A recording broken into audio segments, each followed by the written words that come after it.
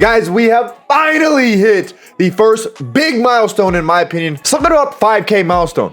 It kind of just, to me, it lets me know that I am doing something right. So we've got a couple things to get into today. A lot of it is story time, my IRL football career, times I worked in the jail I saw that y'all wanted to hear. And then we've got about 12 or 13 questions from you guys that I gotta answer. But before we do that, guys, I just want to give a huge thank you to each and every one of you who have subscribed up to this point and supported me in one way or another. I could not appreciate it more. I've got big plans for this channel. So I guess let's start off with that real quick. Now, obviously, my big thing is no money spent. I want to keep that up. I want to keep that being the main thing. But what I really would like to do is obviously get into streaming. Once I can do this more full time, I want to stream every other day, if not every day. And I think how I'd schedule that and arrange that is I do my champs games as my streams, and then I turn the no money spent into a regular seasons series. I think that'd be really cool and give more of a meaning, more story to the players that we use in no money spent, because obviously it's not just another no money spent around here. We turn underdogs and cards that people don't want to use into absolute superstars. I mean, guys, it's February, almost March, and we're still using and dominating with 91 overall Cooper Flanagan from season 2. I mean, the stories that we have made already are unreal, and I appreciate y'all who have been a part of that. Now let's go ahead and move over to the story times. The first one is my IRL story. Long story. I'm gonna keep these long stories short. All right, we're not gonna go into details, guys. So starting with my college football career, let's start it just like hopping right into college. I was not very highly recruited out of high school. I was a late bloomer. I grew 6 inches from my sophomore to my junior year, most of it in that summer. So then junior year, I was really slow. Pretty much all I could do was catch. So senior year comes, I get better, I get faster. I got a lot faster, ran a 10.7 100. But at that point, it's a little too late. You're just flying under the radar for a lot of these schools. I got some preferred walk-ons, small scholarships to D1 schools, UTSA, UNT, UTEP, and New Mexico State. But I ended up taking a scholarship offer that offered a lot more money to a Division II school out in Arkansas. Now, probably no one's gonna know about the school. Ouachita Baptist. It's actually, the school is somewhat known, surprisingly to me, but the school itself had more people than the town did. So, I mean, we had like one Chicken Express, a Walmart, and you're driving 40 minutes to go find something else. But it was a fun time, a fun school. I actually really enjoyed it. Now, my freshman year, I was like 6'3", $170. Dope. When I tell you I was about this big around. 6'3", $170, man, the right wind hit me and I'm gone. So basically, I've spent most of my freshman year packing on the weight. I gained 40 pounds from the start of my freshman year to the beginning of football season sophomore year. 40 pounds, just like that. So at that point, I'm around 215, 220 or so, and I'm starting to get starting team reps. Now, I started having this nagging knee injury that just got worse and worse and worse. And this is the one thing I did not like about that school is their training staff. Dude, your bone could be popping out. Stem and ice. That's all they're gonna say. Stem and ice. So I would kind of practice. You know, I have to sit out someplace, some quarters, some days, or whatever. So obviously I couldn't play in games. Now I don't know why they were having me rough through practice if I wasn't gonna be able to play in games. It didn't make much sense to me. I ended up going home one of the Christmas breaks. Got an X-ray. Saw my own doctor. Got an X-ray. My patella tendon was actually torn, so they went ahead and fixed it. And then I didn't tell my coaches. I was so mad. I didn't tell any of my coaches, so we're coming up into the off season, and I show up the first meeting back from Christmas break where everybody's seeing everybody. Big meeting in the field house, and I walk in with crutches and a big, not a cast, like a boot brace deal. So that was fun. I ended up transferring out of there after my sophomore year. And I went to a bigger D2 school, University of Central Oklahoma. A little spoiler. Now, skipping ahead a little bit, guys, I ended up winning the best all-around athlete at this school. If you go look at my main YouTube profile, there'll just be like a random link that's just right there, kind of near my name. If you click on that, it'll take you to a video that is, they always record it every year. It's just highlights and whatnot, montage of everybody doing times we did. Verticals, bench, squat, all that kind of stuff. And at the very end, it shows you who won the best all-around athlete that year, and it was me. So it's pretty cool. It shows all my time, so if you want to look at that, go for it. But then comes spring ball. After the season, I just sit out. I'm starting to get first team reps as a tight end, getting my ish together, and bam, last day of spring ball. This is, dude, when I look back at my college career, it's saddening. Now, the last day of spring ball, literally the last practice, we're scrimmaging, and I ended up getting hit, and I was like, like, okay, whoa, we missed a whole spot. Yeah, and in high school and in my first year, or at my other school that I went to, I totaled about 5 concussions or so. I don't know, but most of them were pretty minor. I had one that, like, I never got like knocked out or any of that stuff. It was just kind of like the minor concussion symptoms. The last day of spring ball, we're scrimmaging. I get hit in the head. I'm like, kind of feel like I have a concussion, or a starting one, like minor. But I'm sticking it out because I really want this starting spot. I ended up getting hit again, and at that point, that was like one of the last plays of the practice, the scrimmage. And at that point, man, like, I don't really remember walking back into the locker room. I mean, I wasn't out of it. I mean, it's just, honestly, it could just be so long ago. But I ended up, that one was pretty bad. That kind of towards the end of it, you know, they you can't really do much for a concussion. You kind of just have to like sit in a dark room and just wait to get better. So that's what I did. I tried to go to class. Couldn't. I actually had to miss the last 3 weeks of class, miss all my finals, all that kind of stuff. So that was pretty rough. I had to, like, they made me make up everything, all the homework, all the little assignments, everything the next year. Safe to say I pretty much failed everything, single thing. But at that point, I ended up having to quit. I went to a doctor over the summer and they were like, yeah, dude, I mean, this is now, we're getting up to 7 concussions.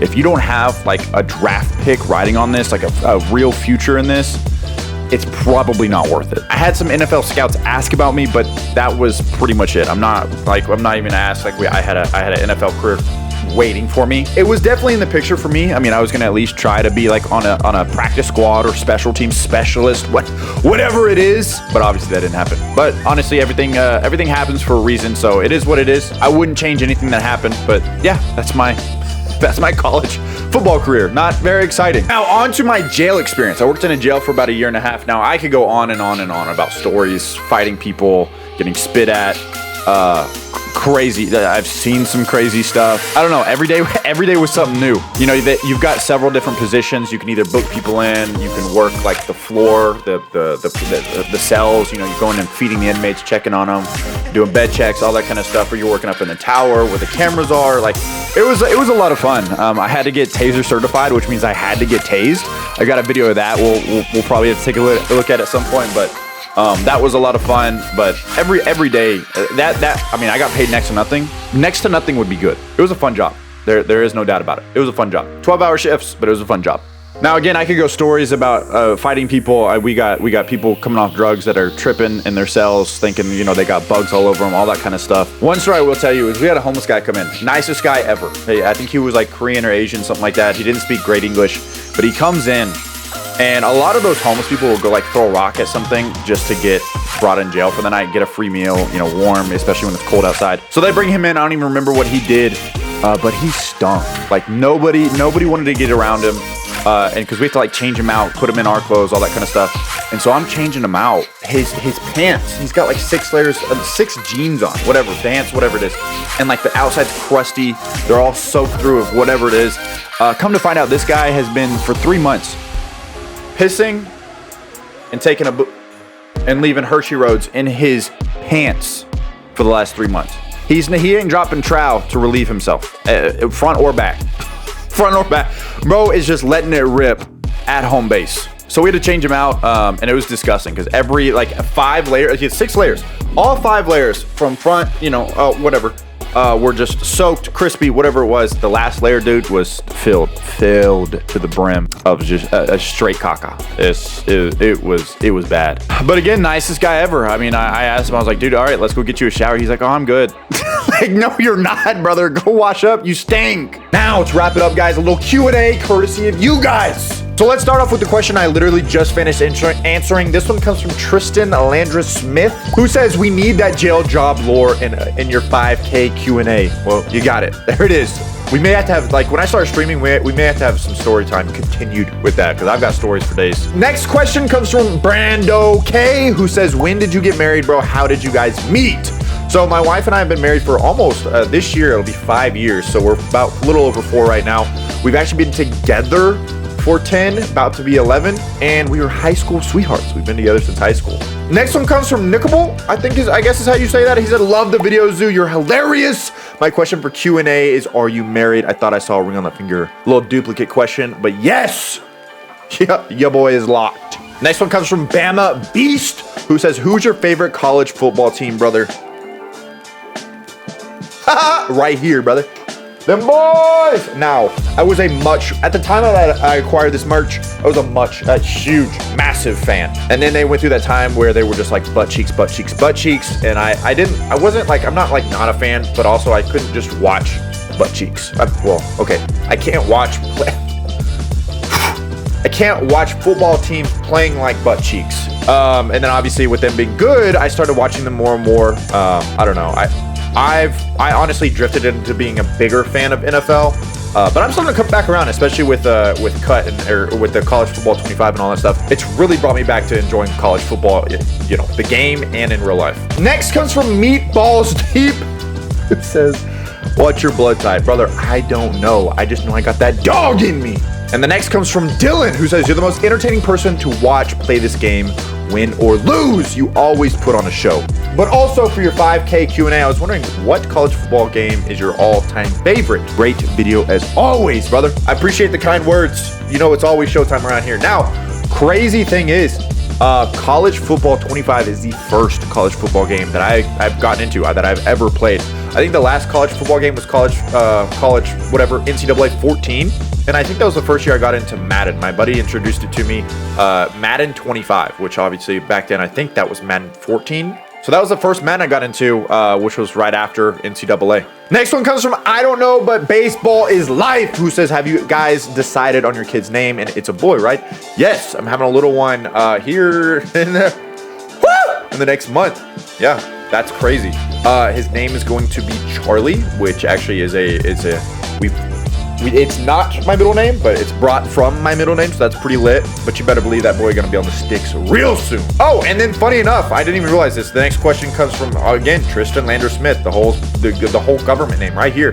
He also wanted to know the IRL football lore. So that dude got the IRL and the jail story right there. And then we got another, Brando K, who says, yo, Zoo, do you have a 9 to 5? Right now, yes. Hopefully not for long. Hit the like button. Right now, I work for a company that builds houses. And my job, I'm a community warranty manager, so I've got certain neighborhood, like whole communities. Once my company, that side of my company finishes building the house and they close on it, someone buys it and moves in, I take over the warranty. So if they have any problems or anything for the next 2 years or whatnot, I'm responsible for facilitating the repairs, getting the right people out there, and make sure it gets completed. It's not a hard job. It's very mentally draining though, because I've got to deal with people who just yell at me all day about stuff that's not even my fault. Next one comes from Mark Sullivan, who says, hashtag no better in the game. Appreciate that. So great videos. Who's your favorite CFB team? Duplicate. Thanks, Mark. Next question, probably one of my favorite, comes from Ken Low Taper Fade, who says, do you like oily men? I mean, I don't play that side of the game. But honestly, I mean, if we're like in an oily men competition, I'm extremely competitive. So at that point, the oily, the better. Get them on my team. Let's get after. Okay, well, dadgum.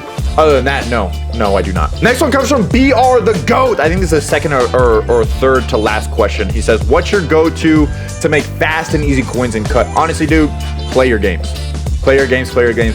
I get about like 20 real games max a week. So that's why typically I just play cut champs to go ahead and get my rewards. I mean, that's 70K roughly about a week. And then you've got actually some pretty nice, I think you get 2 victory packs for that, which right now those victory packs have been hit. You can actually pull some nasty cards out of that.